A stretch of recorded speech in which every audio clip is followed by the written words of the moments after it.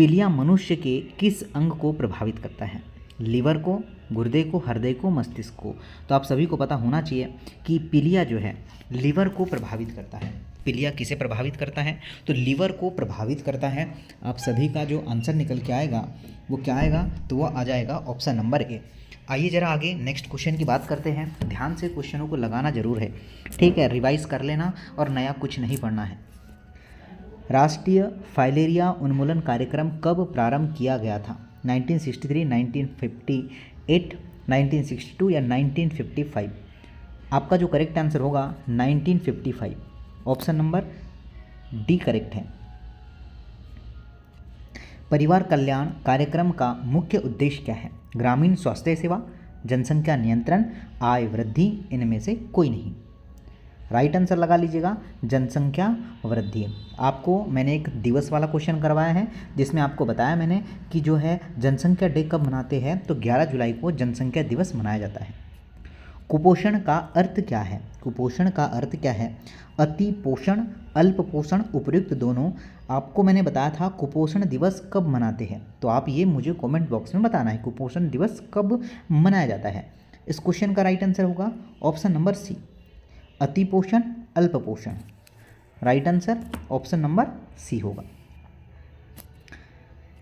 शरीर में रोगों से लड़ने की शक्ति को कहते हैं?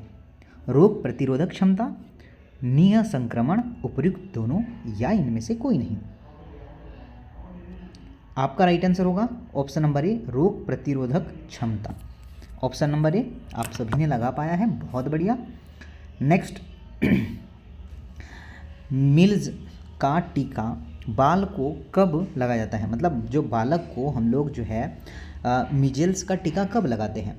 4 माह में, 5 माह में, 9 माह में, 3 माह में? तो हम लोग जो है जब वो 9 मंथ का हो जाता है तब लगाते हैं, तो ऑप्शन नंबर सी करेक्ट है।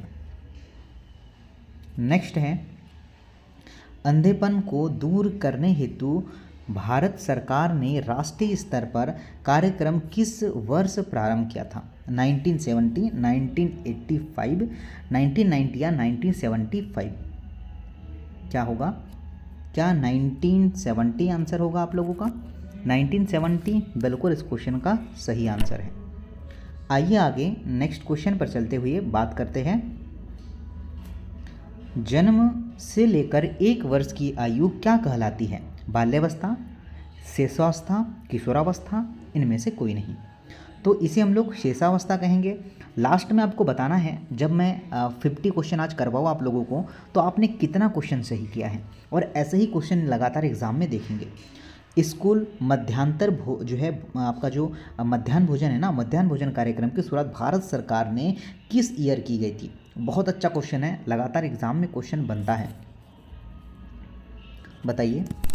तो 1961, ठीक है, मध्यांतर भोजन योजना। नेक्स्ट की बात करता हूं।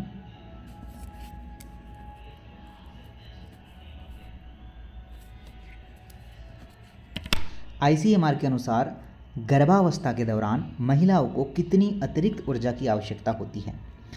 300 kilo calorie, 800, 1000, 600? Right answer note down करिएगा, कितना? तो 300 कैलोरी प्रतिदिन की आवश्यकता होती है। माइक्रो न्यूट्रिएंट सूक्ष्म पोषक तत्व है? Potassium, phosphorus, calcium, iron?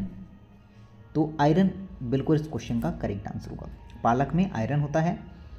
Next, किस बीमारी का टीका अभी तक नहीं बना है? बहुत इंपॉर्टेंट है, नोट करिएगा। तो वो बीमारी एड्स है, टिटनेस है, डिप्थीरिया है, काली खांसी है। तो एड्स है, आपको मैंने बताया था 1 दिसंबर को एड्स दिवस मनाते हैं। इक्वाइडो इम्यूनो डेफिशिएंसी सिंड्रोम इसका फुल फॉर्म होता है। नेक्स्ट नोट करिएगा,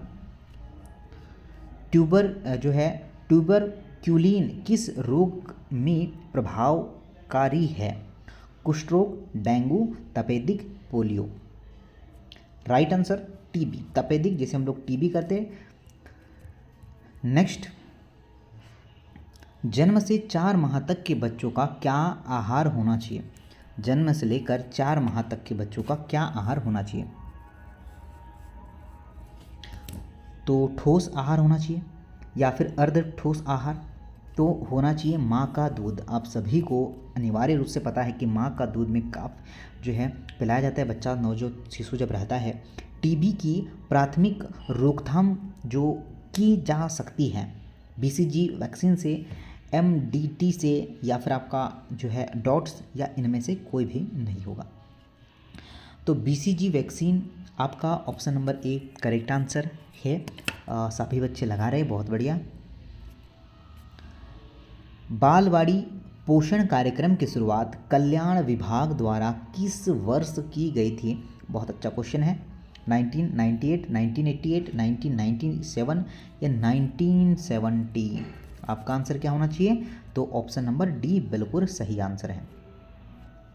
पोलियो को चिकित्सा विज्ञान की भाषा में क्या कहा जाता है? Polio myelitis, polio coverage, polio स्कूलर, पोलियो स्पुरम? राइट आंसर नोट डाउन करिएगा सभी साथी। सर क्या कहेंगे? तो पोलियो माइलिटिस कहेंगे। ऑप्शन नंबर ए राइट होगा। नेक्स्ट पर आता हूँ। टाइफाइड में शरीर का कौन सा अंग सर्वाधिक प्रभावित होता है? फेफड़े, हृदय, यकृत या फिर आंत? ओके, तो सर आंत आज का सही आंसर है। ठीक है प्यारी बहनाएं, जितनी भी एग्ज़ाम दे रही है फुल कॉन्फिडेंस के साथ एग्ज़ाम देना है, चाहे कुछ भी हो, अपने आप में विश्वास रखना है आप लोगों को। बीसीजी का टीका किस रोग से जो है बचाव के लिए लगाया जाता है? कैंसर, हैजा, पोलियो, टीबी? जी हाँ, तो टीबी आपका सही आंसर है, ट्यूबरकुलोसिस। शरीर का तापक्रम बढ़ने पर चयापचय की दर बढ़ती है, घटती है, परिवर्तित रहती है, या फिर जो है कभी घटेगी या फिर कभी बढ़ेगी? बताना मुझे। तो इसका आंसर होगा बढ़ती ही जाएगी। क्या होगा साथियों? बढ़ती ही जाएगी। ऑप्शन ए सही होगा। 2.5 माह की आयु में शिशु को कौन सा टीका लगाया जाता है?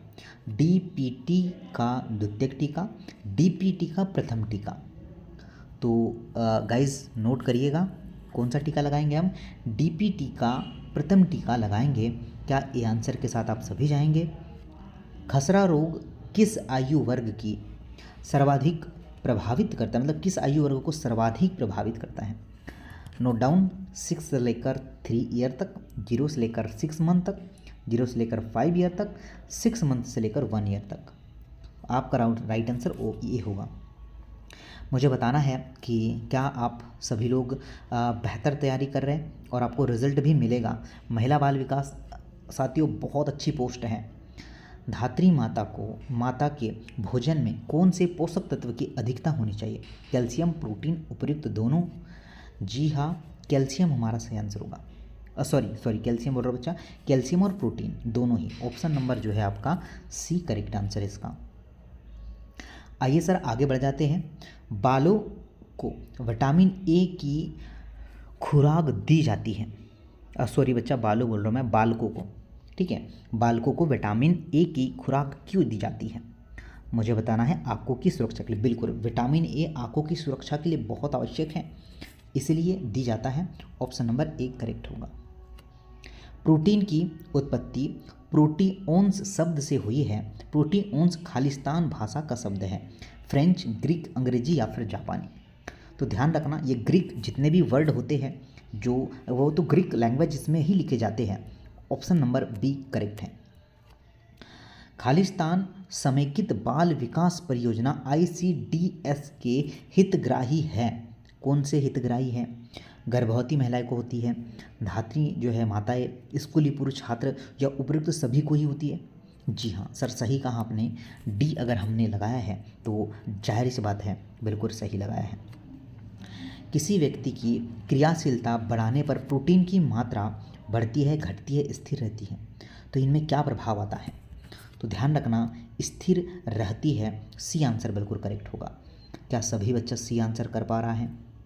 नेक्स्ट होगा, पल्स पोलियो अभियान का प्रथम चरण कब प्रारंभ हुआ?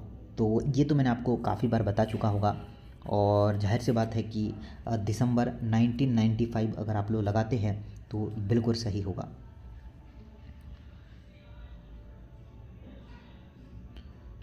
चलिए इसे छोड़िए, अपने काम का नहीं है वो क्वेश्चन, ये करिए।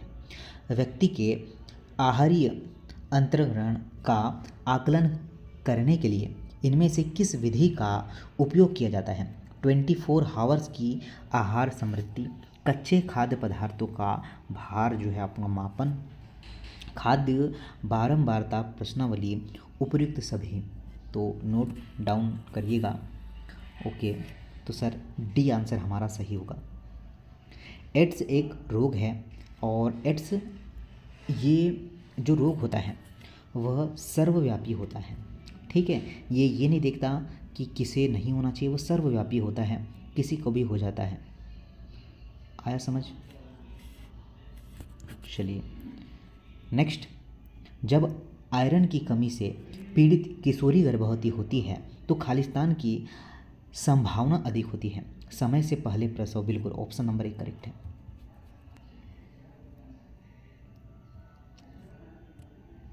नेक्स्ट, गर्भावस्था से पहले यौन इसके दौरान आयोडीन की कमी होने पर नवजात शिशुओं में खालिस्तान हो जाता है। पहला क्रेटिनता या फिर एनीमिया, संक्रमण, एमी जो है एडिमा। नोट डाउन, आपका राइट आंसर होगा ऑप्शन नंबर ए क्रेटिनता। A is a right answer. खाद्य उपयोग खालिस्तान पर निर्भर करता है। कोई बताएगा? जैव जो है उपलब्धता, सुरक्षित यौन पीने योग्य जल, स्वच्छता यौन अपशिष्ट निकास। डी। जी हाँ, अगर जहाँ पर भी डी लगे क्वेश्चन नहीं बनता है तो डी हमें लगाना है। और एडमिट कार्ड मैंने बता दिया है जिन्हें प्रॉब्लम हो रही थी, साथ में मैंने ये भी बता दिया है कि पहली बार जो भी बहनें एग्ज़ाम दे रही है तो उन्हें क्या प्रॉब्लम आती है, वो सारा कुछ मैंने मॉक टेस्ट वाला वीडियो प्रोवाइड किया आप लोगों को। ठीक है, ज़रूर जाकर देख लेना। 2015 ये तो छोड़िए, हमारे लिए इम्पोर्टेंट नहीं है 2015 वाला। नेक्स्ट, टाइफाइड जो है उत्पन्न करने वाला जीव कौन सा होगा? तो आप लोग बताइए कि कौन सा? सल्मोनेला टाइफी, बिल्कुल ऑप्शन नंबर ए, सिंपल क्वेश्चन था, ऑप्शन नंबर ए हमारा सही आंसर है। उसी प्रकार मैं बात करूँगा नेक्स्ट की। नेक्स्ट है कि मेरस्मस से पीड़ित बच्चों में इनमें से कौन सा लाक्षणिक प्रकटन दिखाई नहीं देता है? क्या होगा बताओ मुझे। अम्लीय मल के साथ पानी जैसे दस्त। जी हाँ, बहुत बढ़िया, ये आंसर लगाया, जो कि बिल्कुल सही नहीं है। सामान्य से कम तापमान, ये सही होगा क्या? जी नहीं, राइट आंसर होगा डी वाला, सामान्यीकृत आपका oedema, option number D correct है। गर्भावस्था के दौरान गर्भस्थ शिशु की वृद्धि को इनमें से कौन आनुवांशिक या फिर आपका उपलब्ध सभी होगा? राइट आंसर नोट डाउन करिए। डी बिल्कुल सही है, उपयुक्त सभी आपका सही आंसर होगा, ये ध्यान रखिए। इनमें से कौन सा रोग युग्मक विषाणुओं द्वारा होता है? रेबीज यौम जो है गलसुआ, टाइफाइड यौम टिटनेस, हैजा, ट्यूबरकुलोसिस। इनमें से कोई भी नहीं। नोट डाउन मिलाउट, बिल्कुल ए बिल्कुल सही आंसर होगा, रेबीज। नेक्स्ट क्वेश्चन देखिए क्या है, इसे करिए। ये क्वेश्चन आपके लिए होमवर्क कर ही रह देता। खेसारी दाल में जो है उपस्थित खालिस्तान नामक जीव विष थैली रुंगणता नामक रोग उत्पन्न होता है। एक आपके लिए होमवर्क होगा, ठीक है, और कोशिश हमारी यही है। मैं देखिए साथियों, मैंने जितने भी अभी आपको क्लास करवाया है उनकी एक कंबाइंड वीडियो प्रोवाइड कर दूंगा, ठीक है, आप लोगों को, जो 1 से लेकर 1.5 घंटे की होगी। आप लोग एक ही वीडियो में बार बार, मैंने प्लेलिस्ट तो बना दिया है पर आपको बार बार देखने की आवश्यकता नहीं होगी। तो आप एक ही वीडियो चला लीजिएगा 2 की स्पीड में, तो सारा रिवीजन हो जाएगा। जितने भी मैंने 400-500 ये लगातार क्वेश्चन है ना, देखिए अभी 400 के करीब आ चुका हूँ मैं, और 100 क्वेश्चन करवाऊँगा 500 क्वेश्चन की। ये इंपॉर्टेंट है, मान लीजिए यहाँ से अधिक से अधिक क्वेश्चन आपको एग्जाम हॉल में देखने को मिलेंगे, ठीक है साथियों। तो चलिए मिलता हूँ नेक्स्ट वीडियो में। धन्यवाद, सेशन को शेयर करिएगा, और अगर आपको लगता है कि इससे हम कुछ सीख रहे हैं तो लाइक ज़रूर करिएगा। Thank you very much.